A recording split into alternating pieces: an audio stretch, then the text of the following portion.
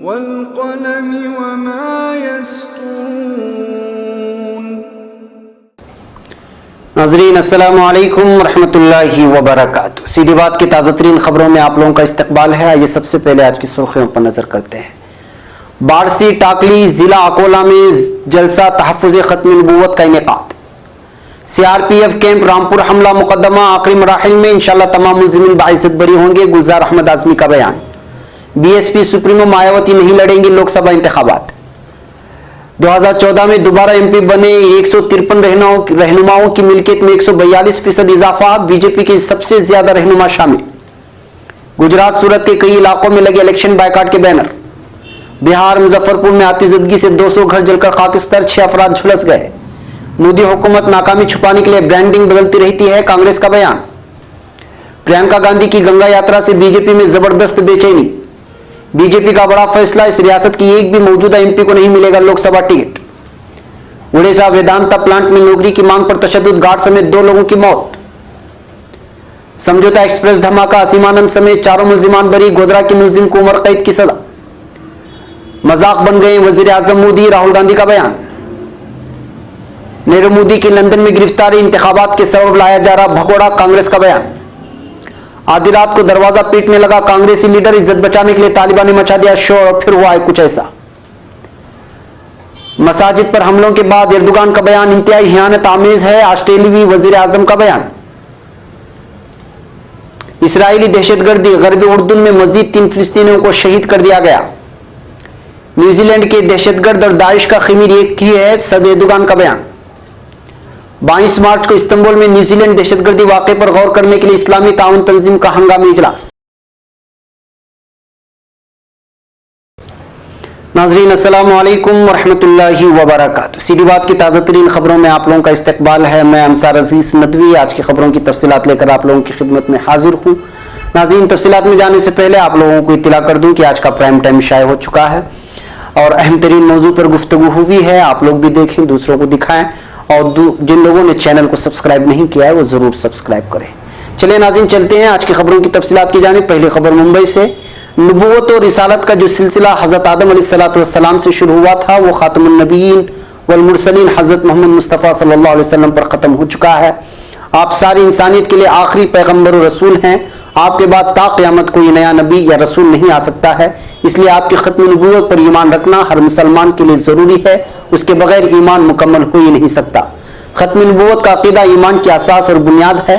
इन ख्यालात का इजहार गुज़िश्ता दिनों जमीयत उलमा महाराष्ट्र के सदर मौलाना हाफिज मोहम्मद नदीम सिद्दीकी ने बारसी टाकली जिला अकोला में तहफ़्फ़ुज़ ख़त्म नबूवत और मुल्क के मौजूदा हालात पर मुनाक़िदा इजलास से खिताब करते हुए किया। इस मौके पर मुफ्ती रोशन कासमी सदर दीनी तालीमी बोर्ड महाराष्ट्र ने अपने खिताब में कहा कि मौजूदा वक्त में जब उम्मत मुस्लिमा की सूरत हाल हर एतबार से बहुत ख़राब है, न हम दुनियावी तौर से बहुत अच्छी पोजीशन में हैं और न दीनी एतबार से मजबूत हैं। हमारा सरमाया दीन और ईमान है।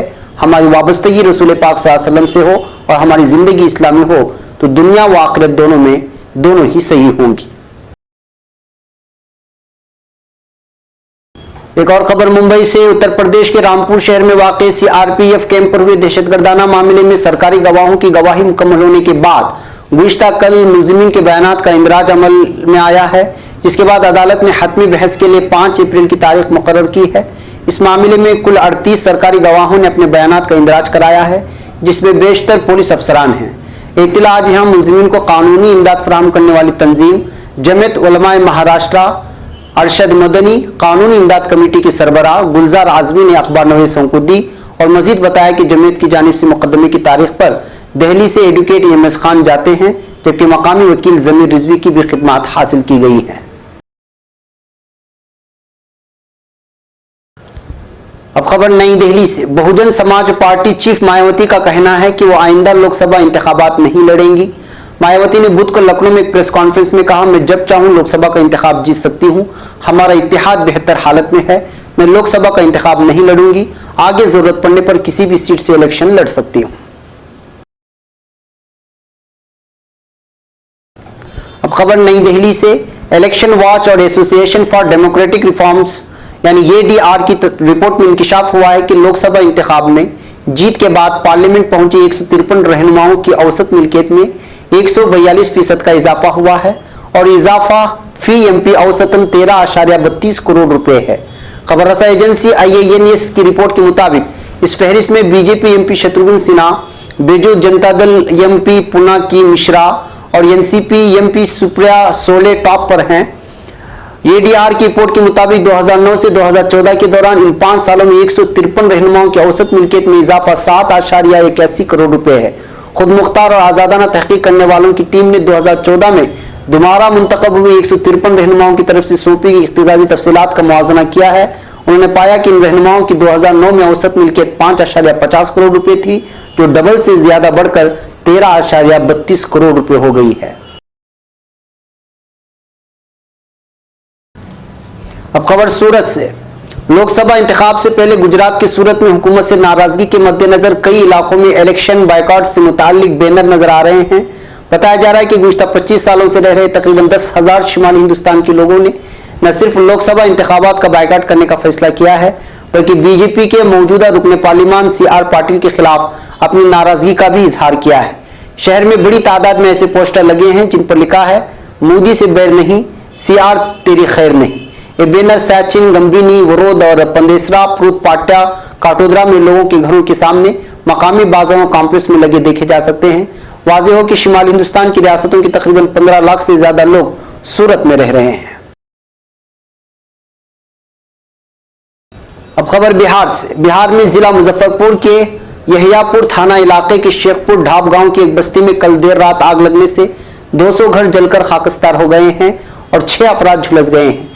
पुलिस जराये ने यहां बताया कि मस्कुरा बस्ती में कल देर रात एक घर में आग लग गई। देखते ही देखते आग ने इर्द गिर्द के 200 दीगर घरों को भी अपने जद में ले लिया। इस हादसे में तकरीबन 50 लाख रुपए की कीमत से ज्यादा की जायदाद जलकर तबाह होने का अंदाजा रहा है। जराये ने बताया कि आग बुझाने के दौरान तकरीबन 6 अफराद झुलस गए। वाकई की इत्तला मिलते ही फायर ब्रिगेड की टीम ने मौके पर पहुंचकर आग पर काबू पाया है। अब खबर नई दिल्ली से। कांग्रेस ने वज़ीर-ए-आज़म नरेंद्र मोदी की इंतखाबी मुहिम मैं भी चौकीदार मुहिम का मजाक उड़ाते हुए मंगल को कहा है कि हुकूमत 5 बरस की नाकामियों को छुपाने के लिए अपनी ब्रांडिंग मुसलसल बदलती रही है। कांग्रेस मवासलात यूनिट के सरबराह रणदीप सिंह सुरजेवाला ने यहां नामानिगारों से बातचीत के दौरान बीजेपी की मैं भी चौकीदार मुहिम का मजाक उड़ाते हुए दावा किया कि मोदी बाबा और 40 चोर मुल्क के लोगों को धोखा देते रहे हैं। ख्याल रहे कि बेशतर बीजेपी लीडर और मरकजी वज़रा और पार्टी के वज़राए आला ने सोशल मीडिया हैंडल पर अपने नाम के आगे चौकीदार लगा दिया है।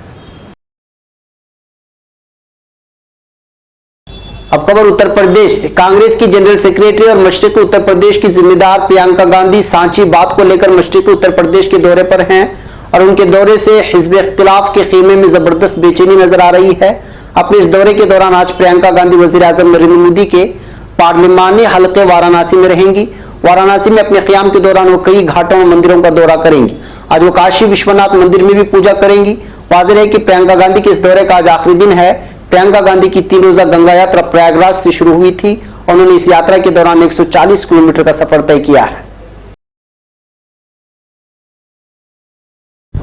अब खबर छत्तीसगढ़ से। छत्तीसगढ़ के बीजेपी इंचार्ज और national general secretary Anil Jain ने कहा है कि बीजेपी इस इंतखाबात में रियासत के सभी 10 MP को बदल देगी।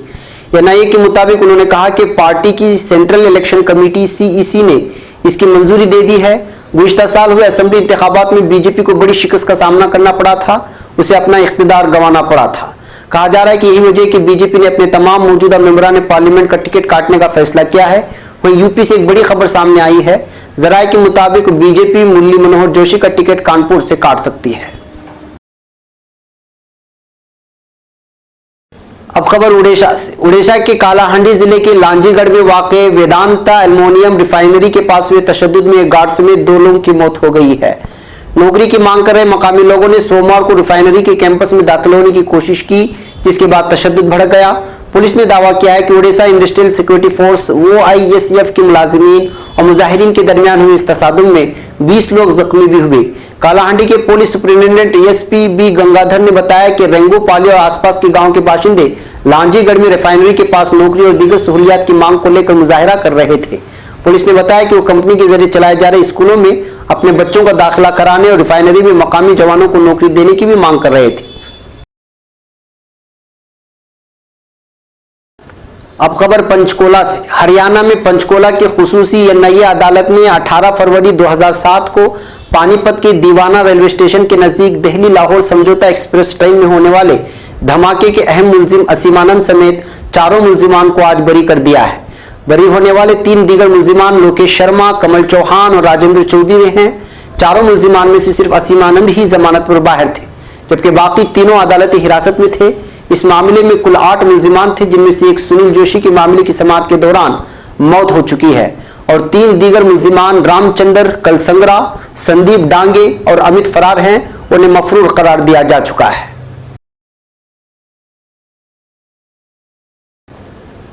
अब खबर नई दिल्ली से। कांग्रेस सदर राहुल गांधी ने रोजगार के महाज पर वजीर आजम नरेंद्र मोदी की सख्त तनकीद करते हुए आज कहा है कि वो मजाक बनकर रह गए हैं। राहुल गांधी ने ट्वीट किया कि मेरे ख्याल से हिंदुस्तान रोजाना 450 रोजगार पैदा कर रहा था। मिस्टर नरेंद्र मोदी की पॉलिसियों की वजह से साल 2018 में 1 करोड़ नौकरियां खत्म हो गई। इसका मतलब यह है कि साल 2018 में रोजाना 27,000 नौकरियां खत्म हुई। हिंदुस्तान के वजीर आजम एक मजाक बन गए हैं। अब खबर लंदन से। भगोड़े ताजिर नीरव मोदी को लंदन के हालबोरन में पुलिस ने गिरफ्तार कर लिया है। उसके अलावा हिंदुस्तानी इन्फोर्समेंट डायरेक्टोरेट ईडी की दरखास्त पर वेस्टमिनिस्टर कोर्ट ने पीर के रोज वारंट जारी किया था। पंजाब नेशनल बैंक के तकरीबन 14,000 करोड़ रुपए के घोटाले का मुलजिम नीरव मोदी 17 माह पहले मुल्क से फरार हो गया था।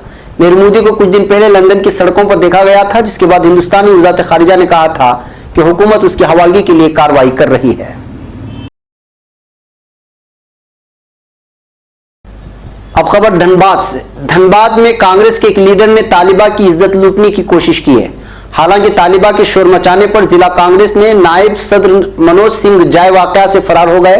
मुतासिरा ने इस सिलसिले में धनबाद थाना में केस दर्ज कराया है।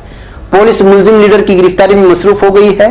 पुलिस मुलजिम के लड़के को हिरासत में लेकर पूछगिछ कर रही है।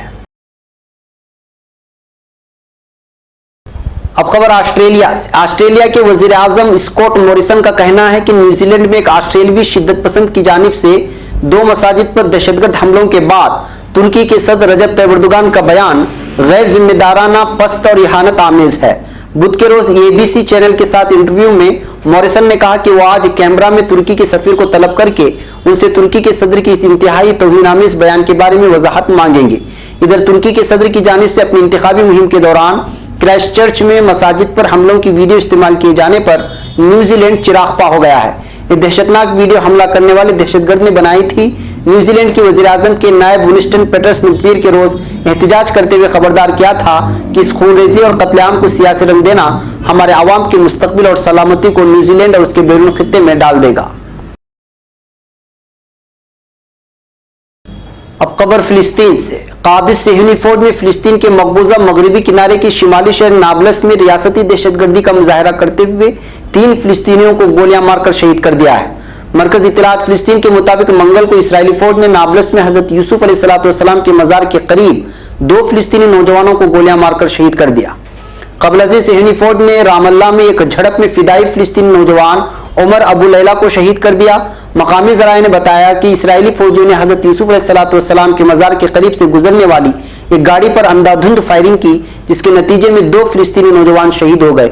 इधर फिलिस्तीनी वजारत सेहत ने भी इसराइली फौज की वहशियाना कार्रवाई में 2 फिलिस्तीनियों की शहादत की तस्दीक की है। जराए का कहना है कि इसराइली फौजियों ने नाबलस में फायरिंग से जख्मी होने वाले शहरियों की मदद को आने वाली एम्बुलेंस पर भी फायरिंग की। शहीद होने वाले फिलिस्तीनियों की शनाख्त 21 साल राइद हाशिम मोहम्मद हमदान और 20 साल जैद इमाद मोहम्मद नूरी के नामों से की गई है। कबल मंगल की शाम इसराइली फौज ने रामल्ला में अबुवीन के मकाम पर एक कार्रवाई में उमर अबू लैला को गोलियां मारकर शहीद कर दिया था। अब खबर तुर्की से। तुर्की के सदर रजब तैयब एर्दोगान ने मगरबी ममालिक के रहनुमाओं से अपने ममालिक में मुकीम मुसलमानों से बगलगीर होने की अपील की है।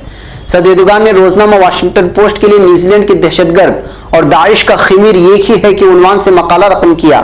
मकाले में सदर एर्दोगान ने कहा कि न्यूजीलैंड के शहर क्राइस्ट चर्च में नमाज जुमा के लिए मकामी मसाजिद में जुमा मुसलमानों पर दहशतगर्दी के हमले में 50 मासूम इंसान शहीद हो गए और बच जाने वाले दर्जनों मुसलमान जख्मी हालत में थे। आलय कत्ल के ऊपर और दहशतगर्द के इंटरनेट से नशर करदा मैनिफेस्टो में कसीर तादाद में तारीखी हवालों की तरफ मुतवज्जा मौसूल कराते हुए सदर एर्दोगान ने कहा है कि दहशतगर्द का इस मैनिफेस्टो में मुतअद्दिद दफा तुर्की का और मेरा हवाला देना मानेदार भी है और गौरतलब भी। अब खबर तुर्की से। इस्लामी ताउन तंजीम OIC के जनरल सेक्रेटरी ने क्राइस्ट चर्च में मसाजिद पर दहशतगर्द हमले के बाद वज़राए खारिजा की सतह का हंगामी इजलास तलब कर लिया है। इस हवाले से बताया गया है कि तुर्की के शहर इस्तांबुल में 22 मार्च को एग्जीक्यूटिव कमेटी का इजलास होगा। OIC के हंगामी इजलास की दरखास्त तुर्की एग्जीक्यूटिव कमेटी और इस्लामिक कॉन्फ्रेंस के चेयरमैन ने की। ख्याल रहे कि एग्जीक्यूटिव कमेटी में तुर्की, मिस्र और गैम्बिया, काउंसिल ऑफ वजीर खारिजा में मुत्तहिदा अरब इमारात, बांग्लादेश और नाइजीरिया शामिल हैं, जबकि OIC का सदर दफ्तर सऊदी अरब में है।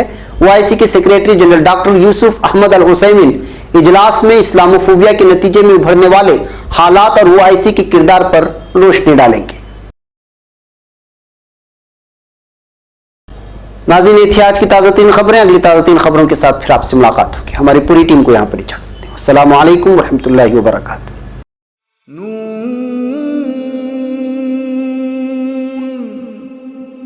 वल क़लम वमा यस्तुरून।